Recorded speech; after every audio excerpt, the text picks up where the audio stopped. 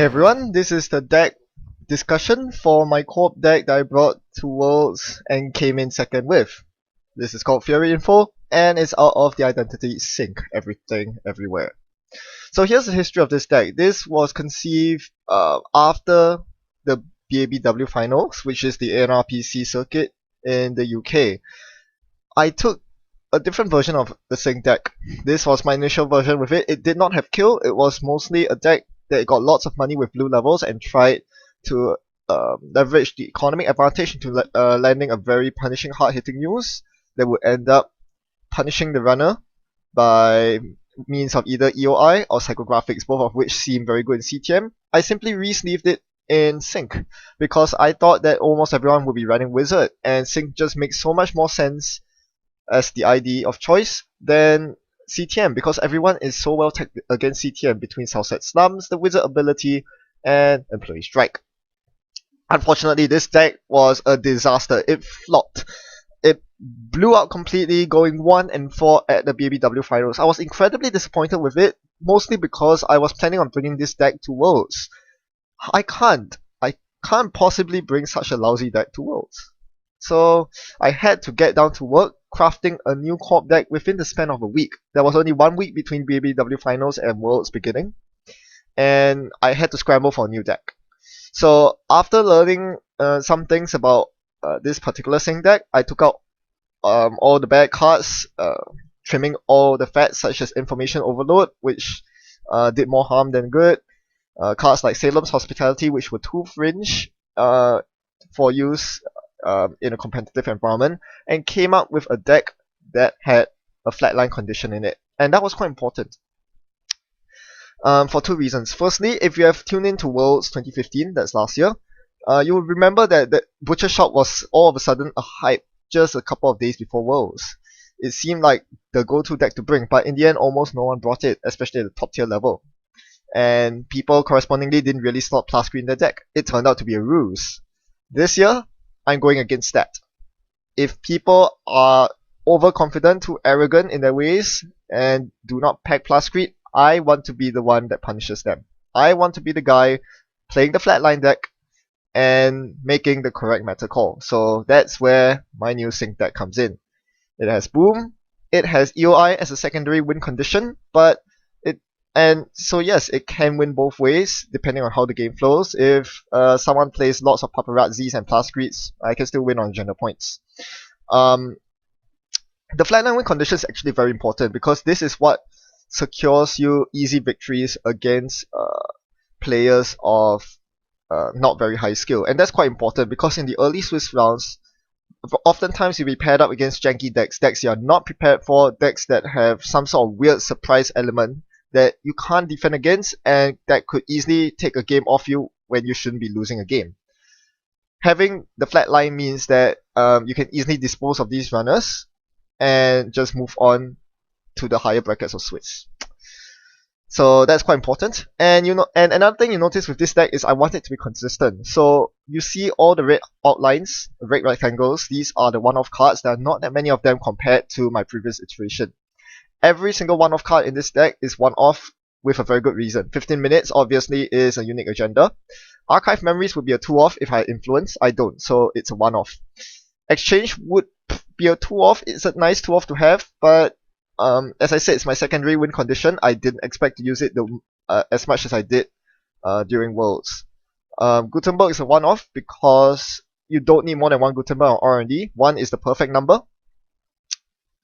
Yeah, it's a very nasty ice on R&D, but you never need more than one of it. Archangel could be a 2-off. I collaborated on this deck with David Rogers, also from the UK. We were both split between the decision of 1 Archangel, 2 Turnpike, and 2 Archangels, 1 Turnpike. In any case, both are very punishing face check ice, so their quantities can be interchanged. It's not the biggest deal. And obviously, any PD contract is a 1-off. I'll discuss why that's a 1-off later on. The name of the deck obviously derives from Timmy Wong's amazing decks. Not so much because my deck was directly derived from there, but more because I observed that on stream a lot of people liken my deck to a creation that Timmy Wong would make a Sync deck. So I'm gonna roll with the similarisms there. The main the main alluring point about my deck, as I saw on stream, was that people were calling my agenda suite cancerous. This is indeed a deck that abuses agenda density to the maximum, and I'm gonna explain why my deck is built around this agenda suite. So, as I said, there are two win conditions. With EOI, you want breaking news and global food because those are the agendas you want to swap around. 24/7 requires you to have two small agendas in your score area, one of which is a breaking news. Therefore, you want to maximize the number of agendas which are easily scoreable, which gives rise to the breaking news, 15 minutes, and QPMs, which you play in your deck. So between GFI, breaking news, 15 minutes, and QPM, that's 16 agenda points filled already when you play each card to the maximum number. Sync requires you to play at least 18 agendas, hence I slot in the NAPD with 1 influence as the most defensive 2-pointer you're going to get. This is an agenda I'm never planning to score, and one that I'm making sure that the runner has to pay as much as possible to steal. So, when you look at this agenda suite, there are 18 points in there, however there are only 15 points for the runner. This is because global food is worth only 2 points for the runner. And here I like to drop a side note, this deck also abuses the cards in the current card pool that have the least answers to them printed. There are a lot of cards nowadays that have hard counters. Caprice Nisei, for example, is hard countered by Political Operative and Rumor Mill. Like, what's another good example? Scorched Earth, for example, is hard countered by Plascrete, and yeah, you can think of other meat damage prevention cards that protect against Scorched Earth. So, in a tournament where you're not very sure of the meta, or one which you expect to play many different types of runner decks, you want to pick cards that very few runners have the answer to. Global Food is one of them because there's no direct answer to the effect where it's always worth -1 point to the runner, right? And put it that way. There's nothing the runner can do to blank the agenda, the text in the text box of Global Food Initiative. It's always worth 2 to them. Cards like Freedom through Equality or Notoriety are just soft counters to Global Food. So this makes Global Food one of the best cards. EOI is another very a card with very few counters. Turntable is the most direct counter, but is very situational. So yeah, I think one of the biggest tricks to doing well at Worlds is to identify cards that the runner that the opposing card pool has very few answers to. Obelus, for example, is a very good card on the runner side that Corps don't have many answers to, and we saw a lot of top decks abuse it. Same with cards like Global Food Initiative and Exchange of Information on the Corps side. This is why many decks were running this combo. EOI combo is one of the best in the game. You'll be silly as a competitive player not to run it. But back to the agenda suite. There are only 15 agenda points available for the runner, and they have to steal 7 of them. Now, as the Corp, you can reduce the number 15 even further. What you can do is to ice up your servers nicely with data ravens and manipulate the position of your QPM such that the runner is always forced to access QPM when tagged. This means that they will never be able to steal the kitties, and suddenly there are very few points to steal.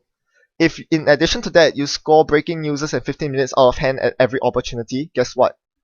There are only 8 agenda points left in circulation. There are 3 foods and the NAPD. If you remove all the 1-pointers from circulation, this is a ridiculous agenda suite to steal. The runner needs to steal 7 of 8 points. In other words, they need to steal all 4 of these 4 agendas from you. This is unprecedented. The fact that most runners don't have an answer to this is actually ludicrous. Not to mention that one of these 4 agendas requires 4 credits to steal, the NAPD. This is the most defensive agenda suite you can get in the current card pool. I'll assert that, wholeheartedly without thinking twice. This is a super defensive agenda suite. It doesn't look like it at first glance because you're playing 11 agendas in a 44 card deck. 1/4 of your cards are agendas. But if you can play this well enough, if you can get the 1-pointers out of circulation quickly enough, this is a hellish agenda suite for the runner to deal with. So, how do you play this deck? I identified three main stages. It starts with step 0, which fortunately for you, you don't really need to do anything about. This is an inherent threat. This is a passive threat that the runner has to respect. There are a lot of things that the runner cannot do early on. They cannot play aggressively. They cannot run early, leaving themselves with less than 12 credits because they open themselves to a permanent hard-hitting use. With Sync's ability, clearing 4 tags is almost out of the question. So as the runner, you always need to stay above 12 credits, and that is not very easy to do in the early game. Moreover, they cannot afford to go tag me on turn 1. They have to respect the fact I might have started with Boom in my opening hand. Again, another reason why playing a flatline deck is so good. The threat of Boom makes it such that even tag me runners have to dig for a Plascrete or a Paparazzi before they even consider siphoning me. As long as I'm on 1 or more credit, I could easily play Sweep Sweep into Boom, which ends the game immediately. Finally, the runner cannot face check without breakers because the ice is very terrible. Some players made the dire mistake of face checking my ice and paid the ultimate price. Turnpikes and Archangels are huge cards that create big tempo swings. Bouncing back cards like Medium, a loaded Medium. Turnpike can be a very big tempo swing because it forces the runner not only to lose 1 credit but basically to take a tag, which means another 3 credits and 1 click's worth of tempo. So with this passive threat, Sync is able to set up early on and weather itself through the first few turns of the game. And this is quite important. A lot of other decks, such as Food Codes, have a lot of trouble getting past the early game stage because that is when a lot of aggressive runners attempt to steal early points or land early siphons, which cripple the core. Sync doesn't really have this problem because there are so many threats which the runner has to respect. Following the passive threat, you have to actively threaten the runner, and this comes in the form of, as mentioned earlier, fast advancing your 2-1s as quickly as possible. Because a lot of runners in the current meta do not pack Clot. Most runners are Wizards and Andromedas, Valencias. These runners have no business running Clot, so this makes this deck really good because that allows you to pump out your 2-1s without needing to create a remote server. Speaking of which, this means that you don't need to set up a remote server for this deck in almost every single game. Most games I play do not involve any remotes at all. And with very good reason, you don't need a remote. All you're looking to do is to score your 2-1s. Why would you need a remote? You can dedicate your eyes to centrals, which is very important for turning off Temujin and making centrals very taxing and taggy for the runner. Fast advancing 2-1s also gives you gives you double benefits. Not only does it enable your 24/7 combo, it also removes the agendas from circulation, which as mentioned contributes to the cancerous agenda suite. Finally, the combo. Now, there are many ways in which you can combo. This deck is mostly operations, so there are lots of ways in which you can pull out a win against the runner. Most of this is down to your imagination and how you sculpt your hand, and that is the most critical skill needed to play this deck. We start with the basic combo, which everyone's familiar with. Triggering 24/7 news cycle, you can give 2 tags to the runner on your turn without them even needing to run. As long as you have a breaking news and another agenda in your score area, you can trigger this, which leads to boom. Easy victory. Another combo you can pull off against Tag Me runners, which were quite numerous in the top cut, is you can use Archive Memories for click 1 and then play Boom from your archives, which is actually quite important because these Tag Me runners tend to run a lot and trash Boom from your hand or from R&D. Archive Memories allows you to grab Boom where it is otherwise inaccessible. And this is quite an important card to play in order to mitigate Boom's downside of being trashable. Now, what if your opponent has 1 Palaskreed, which is pretty common? Well, you have to extend your combo by a lot of cards. The main combo is 24/7 news cycle into close accounts and hard-hitting news. This can only be applied when the runner makes a run last turn, but if they do, this bankrupts them and leaves them with 6 tags. This is an impossible situation to recover from for most runners, and it is at this point that most runners will end up going Tag Me and start doing Hail Mary runs on R&D, big medium digs, running HQ to clear Booms. So when you pull off this 6 tag combo, you have to ensure that your centrals are adequately defended, and at that point you just sit back and trust leave your trust and faith in your deck. As I mentioned, the Cancerous Agenda Suite is there to defend you. All kitties are yours, and if you have done your due diligence in removing 2-1 agendas from circulation, you should not have to worry too much even with the biggest medium decks coming out. From that point, it's only a matter of treading water and drawing your combo pieces to eventually land something like an Observe and Destroy into Boom. Observe and Destroy kills the Plascrete, Boom murders the runner through their now exposed body. It should be noted that Observe and Destroy requires the runner to be on fewer than 6 credits, which is usually possible after the close accounts. The turn after the close accounts, they are on 0 credits, they are fully tagged. Usually they cannot escape the 6 credit trap unless they have installed resources such as a Temujin or Liberator accounts. So Observe and Destroy usually is quite easy to land at this stage.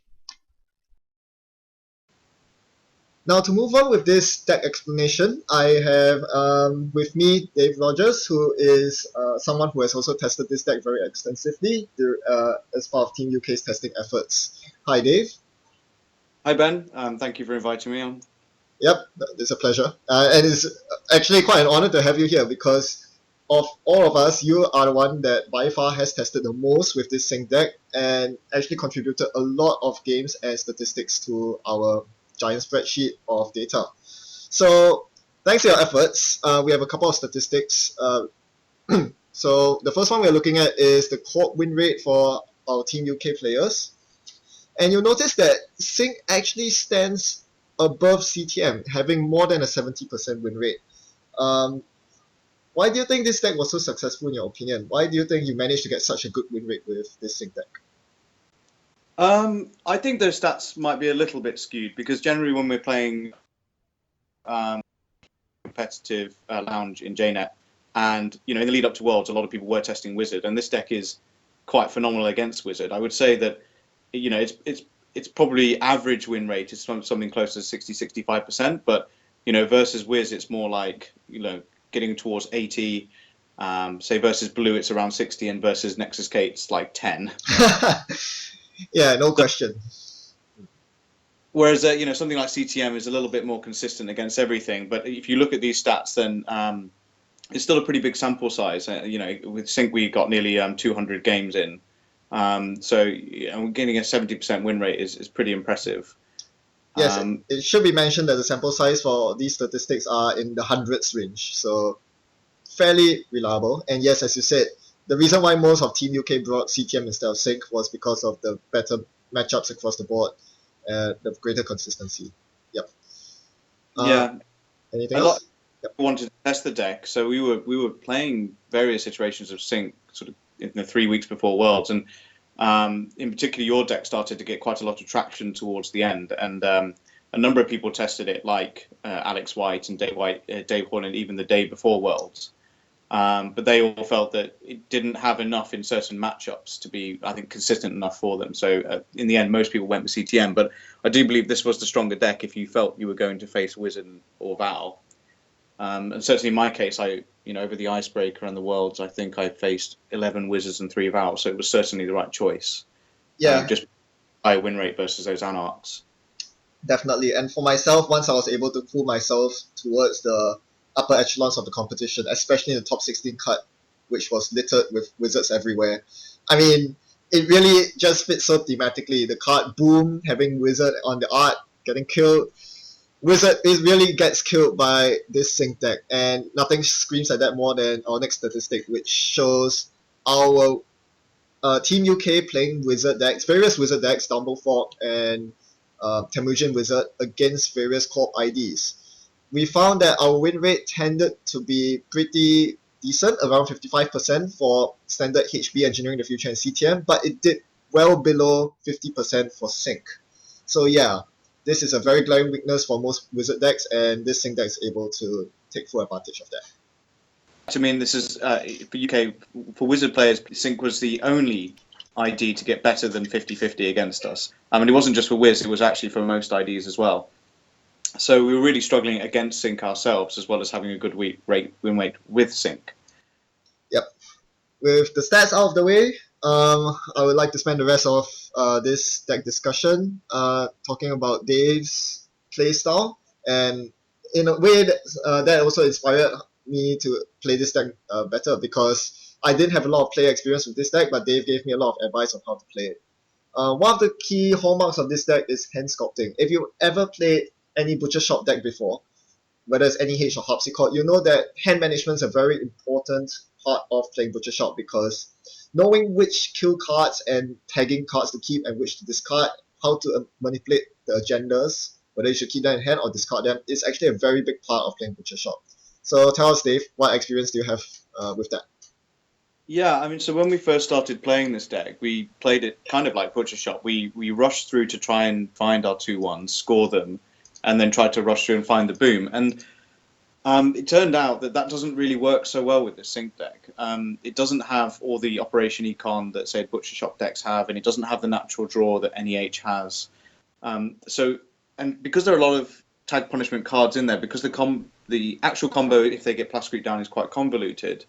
You'll find that if you draw too quickly, you'll either not have the money to play your boom, or you will not have the money to raise your ice, or you will not have the cards in hand because you've had to discard them in archives, and you'll also find yourself getting flooded.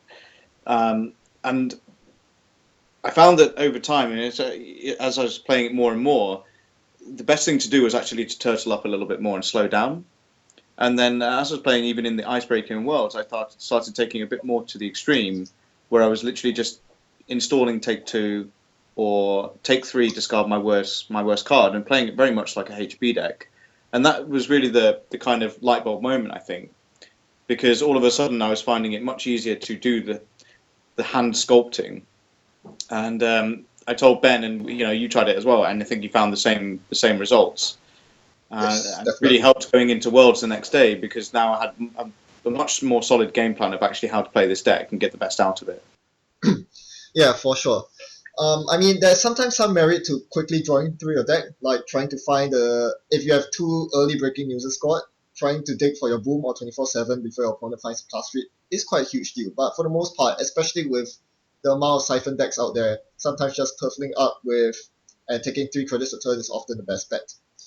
Could you And share? sorry, I Sorry, was going go to say, ahead. the way I describe the deck is there's kind of a plan A, which is your normal score 2 agendas boom, and there's a plan B, which is the combo of how you get through Plascrete. And with there being so much Plascrete on the top tables, and Obelisk as well, which is making a big entrance in Worlds, I think the plan B was, against better players, plan B was plan A.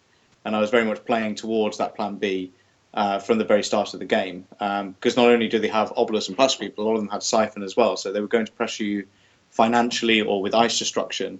So you really you kind of mitigate the fact that the deck's quite poor by clicking for credits, and you also put pressure on the run that way as well, because they know that whenever they run, they're going to get, they're opening themselves up to hard hitting news as well. So I did find it was much more powerful, against those Siphon Wiz players in particular, who would pressure you financially as well, to be able to click for credits. It seems to be quite an efficient action to actually click for credits. Yes, for sure. And this deck really doesn't need a lot of money to run. All you need is the 4 credits to threaten boom. I think a lot of players will have a bit of trouble playing this deck because more often than not, what happens is that you're holding 4 combo pieces at once and you draw into an agenda. So sometimes you find yourself pitching agendas to archives, and whenever you draw a Jackson, it feels like sweet salvation where you're able to draw lots of cards and recycle agendas back to R&D at the same time. So, what sort of strategy do you approach in terms of discarding, choosing which cards to discard, and choosing to ice up archives? Because I think this is a lot more important than most other code decks. Yeah, so in terms of the cards, I try and prioritize to keep in my hand. Archive Memories is the #1 card to Oh, keep in your. for sure. Yes, that is so versatile. It's your consulting visit. Anything that's in the bin, then you can pull it back, and play it in one turn. Um, and it's often worth keeping a boom in archives for that reason as well. I mean, there were quite a lot of slums going around with the Temujin Wizards, so I do remember in one game in the Icebreaker, I had both of my booms slummed. So from then on, I started to try to keep one in archives just for safety.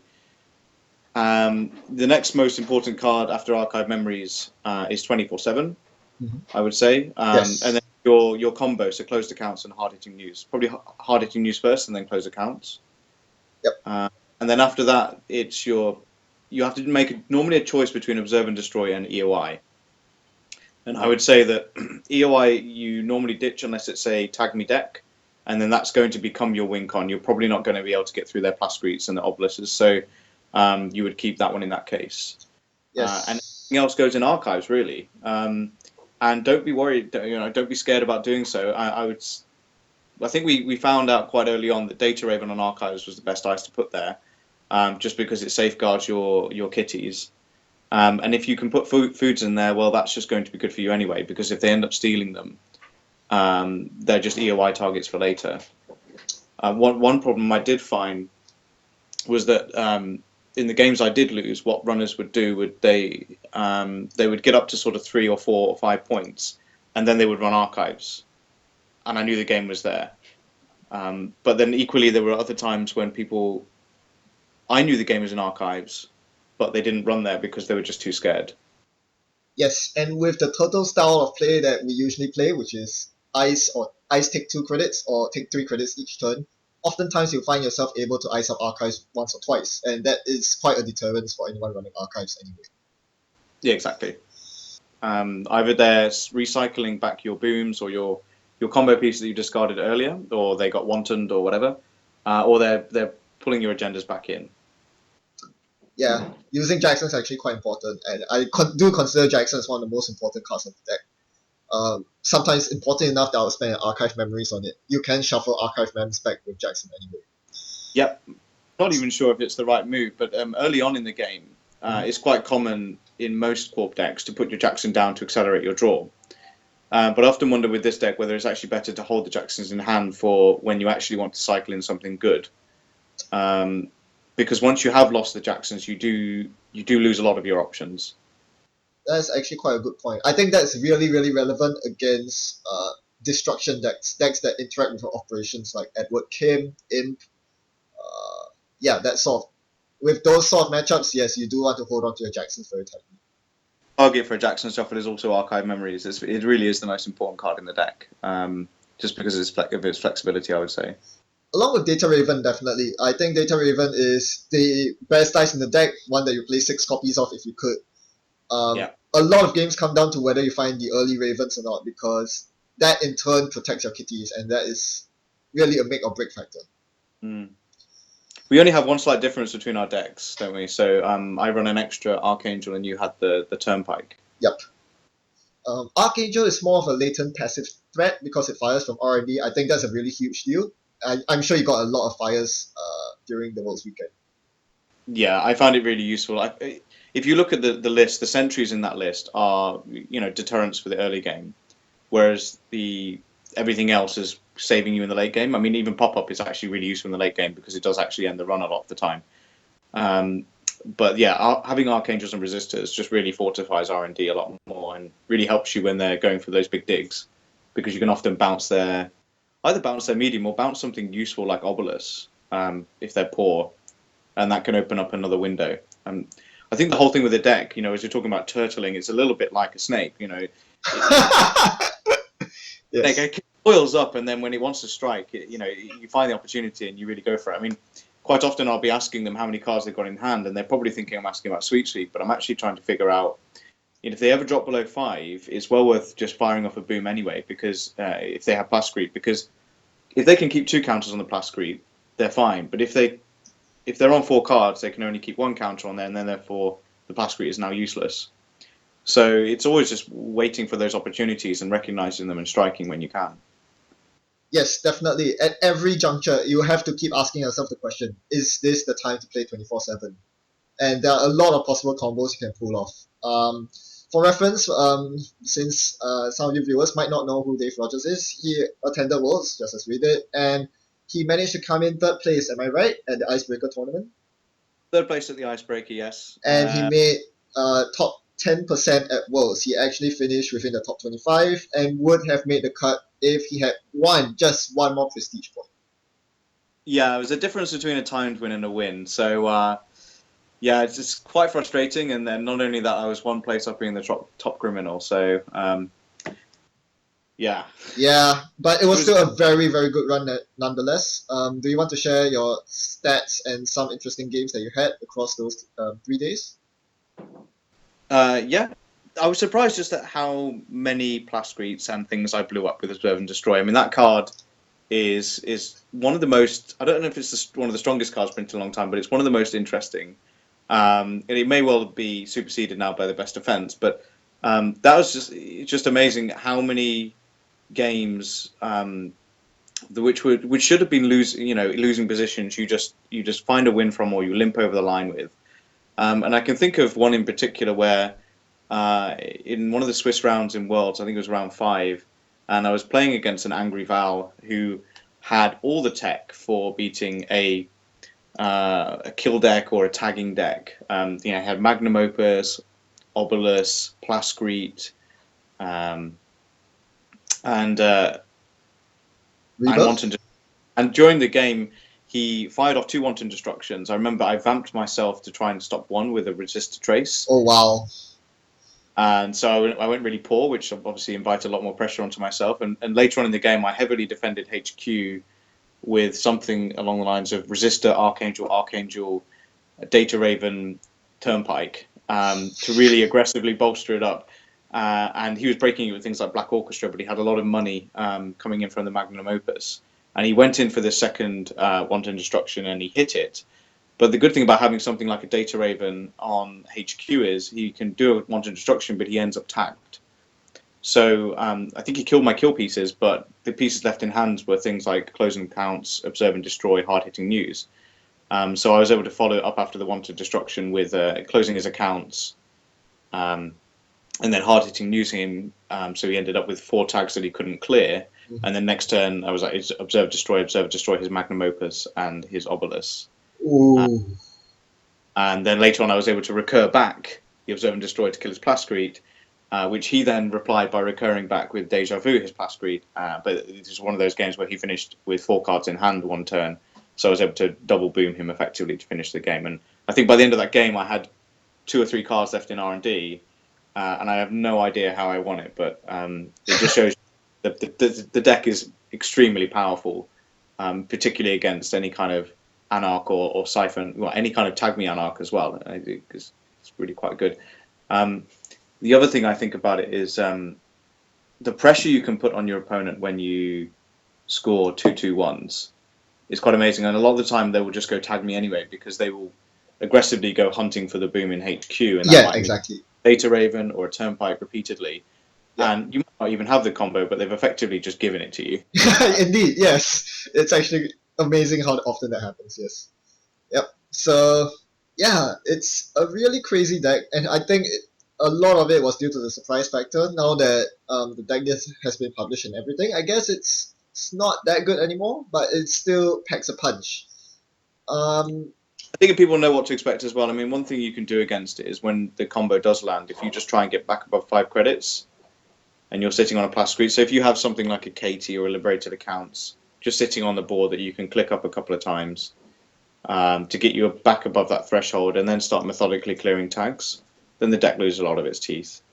yeah, or on the other hand, you can play best defense instead of observe and destroy, so you don't have to worry about getting uh, important installed cards. I mean, yeah, so best defense allows you Do we to. think that Sorry, is a strict upgrade on Observe and Destroy? probably is, yeah. Another thing I thought about is, I think we're moving into a meta where we're going to see a lot more angry anarchs around, so a lot more siphon anarchs. And in which case, then your EOI plan starts to look a lot better, and it might well be worth even dropping an observe and destroy for best defense, for a second EOI or for a psycho, just to give yourself more outs. Yeah, definitely. I think I felt like I used the EOI a lot to save my games throughout Worlds, and finding a second copy would be really nice. So also should be noted that the EOI plan is often a lot easier to execute than the kill plan because if they have any sort of kill protection, you need the combo is actually very convoluted as compared to EOI, which is usually just 2 cards, archive memories, and EOI. So it might not be a bad idea at all to turn this into a more hybrid deck. Initially, we got most of our games through kill. Is that right? Yeah, I mean, so initially we were trying to build hybrid decks, so we just found with a 44 card deck there just aren't the slots. Yeah, And the EOI is effectively we thought we needed at least 13 ice, but I think as the playstyle has evolved to clicking for more credits, I don't think 13 ice is necessary anymore. So we went down to 12 and put the EOI back in, and and that was really what won a lot of games as well in Worlds, having that EOI. I wonder if you could even go a little bit lower, but then you're going to have more and more operations clogging up your hand. yeah, and you still really don't want Temujin runners running all over you on turn one. You really want that at least 12 eyes to give you a good shot of defending your important centrals early on. But I did find that initially with Sync I was having problems with either passive runners or very rich runners, and the 24/7 closed accounts hard hitting news combo is so powerful against them because you kind of say to them, hey, you know what? You can go off ahead. You can be the hare and I'll be the tortoise. You can run off and you can go and get 30 credits, but you know what? I'm going to pull you back later. And it is what happens. And it's amazing how surprised people are by it as well. I mean, a lot of people think that they're on 30 credits versus Sync and they've got a plastic down, they're completely safe.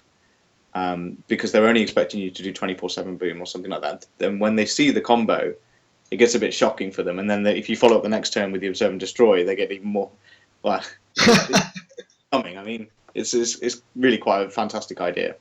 It is, yeah, exactly what you said. Oftentimes you're not panicking or even worried at all when the runner goes up to 20 plus credits because you know that once you have the combo assembled, you're going to get them back later. It is that good.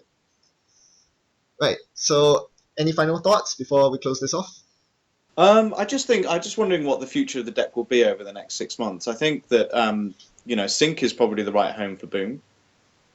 So I think we will see it in and around the top tables for the next 6 months or so. It depends how much protection the runners end up getting.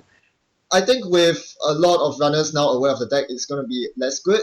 But if you still want to play it and want to mess around with the new cards, there's the new NBN Ice Data Ward, the 6 rest cost 8 strength barrier that ends the run if the runner is tagged.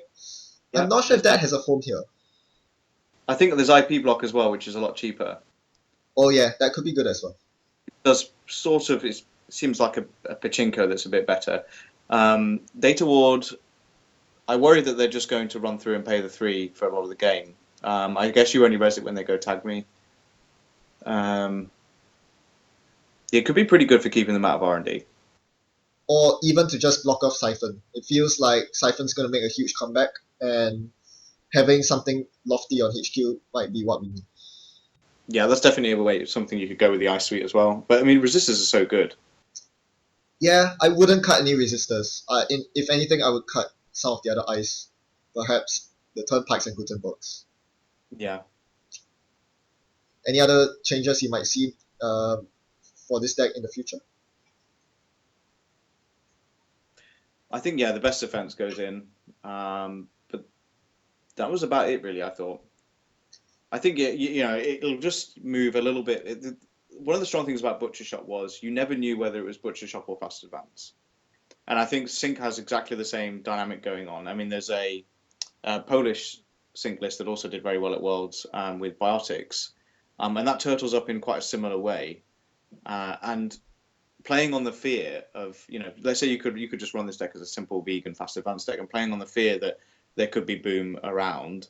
And likewise, if you're playing a boom deck and they think they need to go fast because you could be fast advancing, you can play on that fear. And I think that's what's going to keep it strong, is that you can switch and change. You can make it more hybrid or more kill, and that flexibility is what probably makes it a very versatile ID for the future.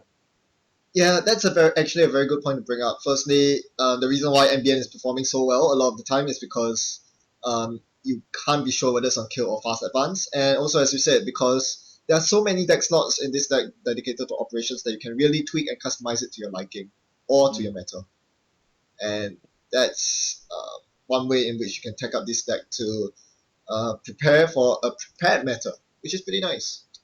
I was going to say something about MBN because people say that they've got the strongest cards. I think all the factions actually have very strong cards. I think the difference between MBN cards and anybody else is MBN cards give you outs. And if you think about, let's say Polana or yeah, let's say Polana, they don't really have outs. I mean, once you're remote locked, or you've lost your Caprice in the remote, there's really no way you can score out. HB has some outs. They have Biotic Labour. Uh, but when it comes to MVN, they have all sorts of outs. I mean, CTM, for instance, its main out versus a lot of decks ends up being Psychographics. But they also have a rush plan, a scoring plan, or an EOI plan. Sync, for instance, here has a kill plan and an EOI plan. And I think that's what the crucial difference, and that's why we saw so much yellow, dominating the field, and I think every single Corp deck in the top 16 was yellow. It's just that they have a critical number of cards that give them outs in games. So although the other factions have strong individual cards, they don't have cards that actually increase their own win condition. Yeah, and not only do they have more outs, but the cards themselves, the yellow cards themselves, also give you lots of outs in a lot of different scenarios. Whereas with the other factions, it seems like cards are very linear and are designed to only do one thing. Like in our deck, for example, EOI can be used to win games of agenda points, but if you're going on the kill plan, EOI is also really good for helping you defend R&D, right? Forcing the runner to steal one more agenda to win and lose less often. Yeah, I was actually using EOI a lot of the time just to buy myself time. So they've got up to 5 or 6 points, and I use EOI to bring them down to 4 or 3 or 5, so that they are another point away from winning. Yeah, exactly. So basically, the flexibility that a single deck slot gives you is so much in this sync deck, because no matter which plan you're on, whichever side of the hybrid you choose, that card is always going to be useful. It's not going to be dead. Same thing with Observe and Destroy. It kills plus creed, sure, but if you're on the EY plan, stopping the medium, killing the keyhole, that really does a lot of work as well. There was one game, I think it was the game I actually got the timed win in, and we were about to go to time, and I used an Observe and Destroy to kill a David rather than a loaded medium, knowing that if I kept the David on the board, he could have a single access on R&D, but if I got rid of the David, he wouldn't be able to access R&D at all. Were you going for the kill plan? Kill or agendas? So I was ahead on points, so I just wanted to stop him getting accesses. Ah. So I even used it to kill a David. I think the David only had 1 or 2 counters on it, rather than a loaded medium, knowing that I'd rather... If I kept the David, he would have got a single access on R&D, but if I killed the David, he would get none. Game was just playing for the next turn. So there are little niche cases where you will kill something a bit unusual. Yeah, and this deck has decision points like that. It's not really all that straightforward. I think a lot of people might have the impression that it's simply score 2 agendas, 24/7, boom, done. But if your opponent is any sort of competent at all, you have these situations where you have to make very executive decisions, and a lot of times these can have an impact like 4 or 5 turns down the road when you realize, whoops, maybe I shouldn't have discarded the hard-hitting news I did earlier. Yeah, that does happen a lot, but you have to make those decisions as well while evaluating the board state at the time. So it is tough. I mean, if we go back to the testing group again, I think a lot of people picked up your deck after the Gauntlet, because in the Gauntlet we had 14 players playing in a Corp Gauntlet, where we picked our own corps and played versus Temujin Wiz, Dumbledore Wiz, and Gustav Andy. Yep. And all 4 Sync players finished in the top 4 positions.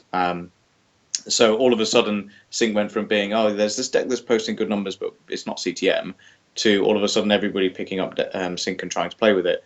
And we noticed that the stats for Sync were around about 65% for people who had just picked it up, and about 85% for those who've been playing it a lot.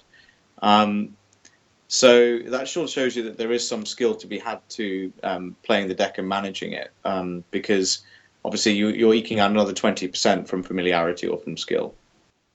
Yep, that's for sure. Well, that was a very good discussion. Once again, thanks, Dave, for this your very wonderful insight and all your stats recording. Thank you very much, Ben. And I guess that will wrap up this Sync discussion video. Hope you found it really interesting. Next time, do tune in for our top 16 video commentary, where I walk through some of the decision points I made while playing this Sync deck. In the meantime, as usual, thanks for watching and happy net running. Goodbye.